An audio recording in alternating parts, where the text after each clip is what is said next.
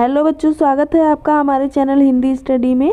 हम यहाँ पर BA first year first semester Hindi का अध्याय 7वां पढ़ रहे हैं, जिसमें कि हम जयसी जी के जीवन परिचय के बारे में पढ़ चुके हैं तथा उनके द्वारा मानसरोवर खंड का पहला वाला दोहा भी पढ़ चुके हैं।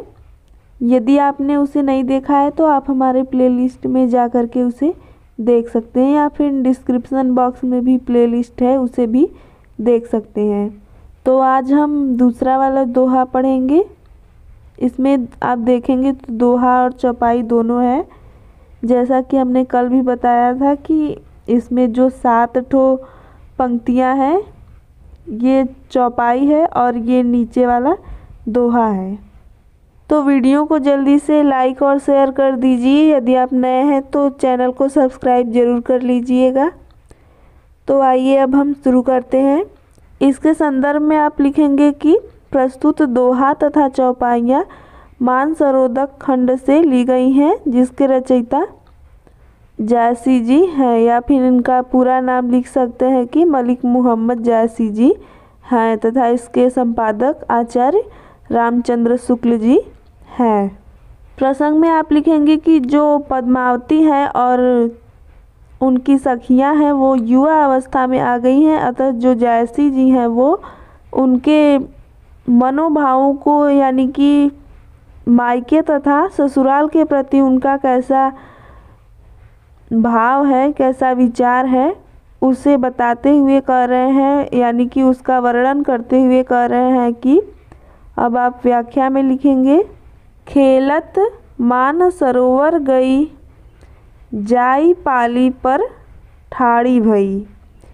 यानी कि जो पद्मावती है और उनकी सखियां हैं वो खेलते हुए मानसरोवर गई, मानसरोवर पर जाती हैं। जाई पाली, पाली मतलब किनारा, और वो जा कर के मानसरोवर के पाली यानी किनारे पर ठाड़ी भई खड़ी हो जाती हैं।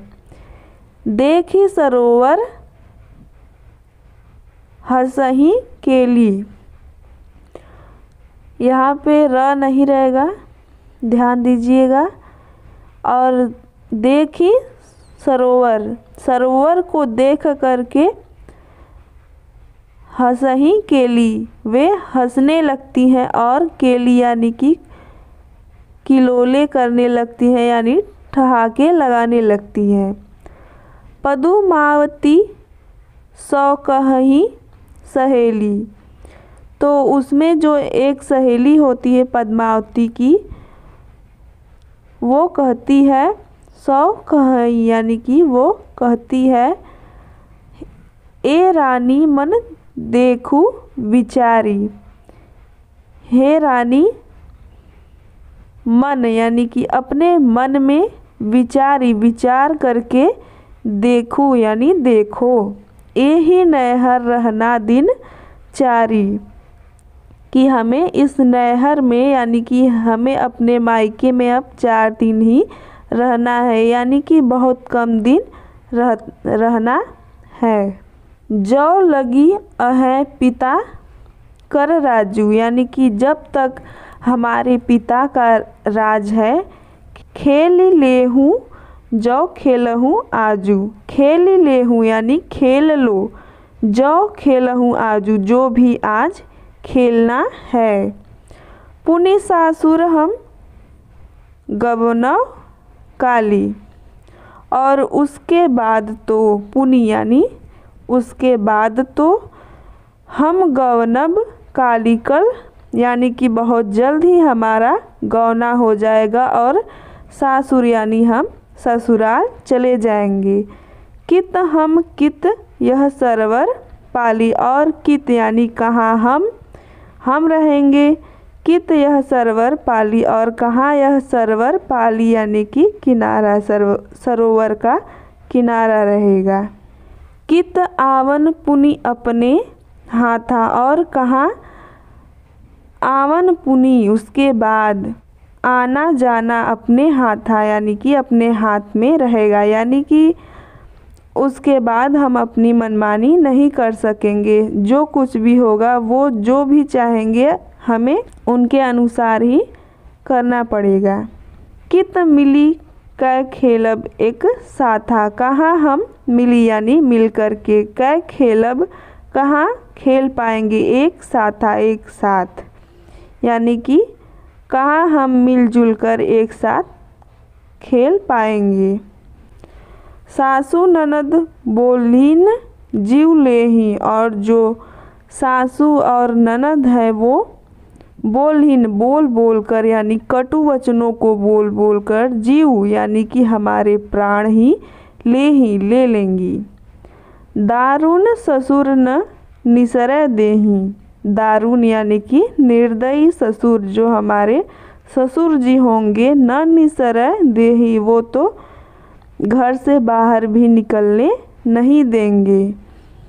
पियू पियार सिर ऊपर, और उसमें भी जो पियू यानी कि हमारे प्रियतम यानी हमारे पति का जो पियार यानी कि प्यार होगा, सिर ऊपर वह सिर से ऊपर होगा। पुनि सो करे दहु का, यानी कि किंतु वो भी उनके आगे करे का क्या कर सकेंगे।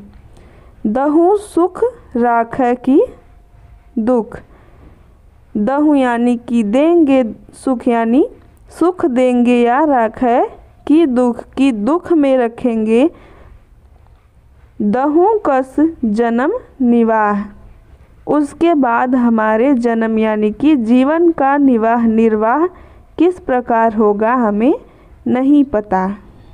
यानी कि इसमें जब आप देखेंगे तो जो पद्मावती की सखियां हैं वो पद्मावती से इस बारे में विचार कर रही हैं, यानी कि उनसे ये बातें कर रही हैं कि विवाह के पश्चात उनकी क्या स्थिति होगी, कैसे आना जाना होगा, इन्हीं सब के बारे में बातें कर रही हैं। इसके विशेष में आप लिख सकते हैं कि पाली पर और पियू पियार, यहाँ पर देखेंगे तो अनुप्रास अलंकार है।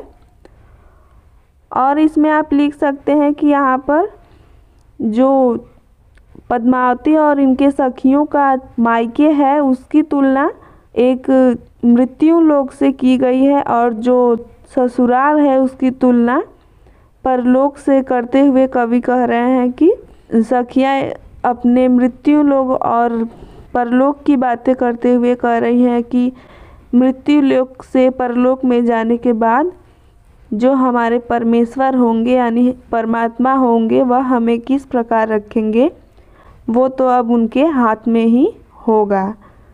और इस नश्वर संसार में यानी कि अपने मायके की तुलना नश्वर संसार से करते हुए सखियाँ कह रही हैं कि यहाँ पर हमें जैसे भी खेलना खाना है, जैसे भी रहना है, अब हम रह लें, फिर तो हमें परमात्मा के पास जाना ही है।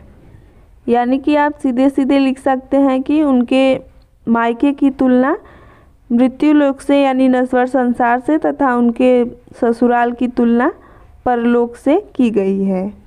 तो यहीं पर आपका ये वाला दोहा और चौपाई समाप्त होता है। कल हम अगला दोहा और चौपाई पढ़ेंगे। यदि वीडियो अच्छा लगा हो तो लाइक शेयर और सब्सक्राइब ज़रूर कर दीजिएगा बच्चों। Thank you.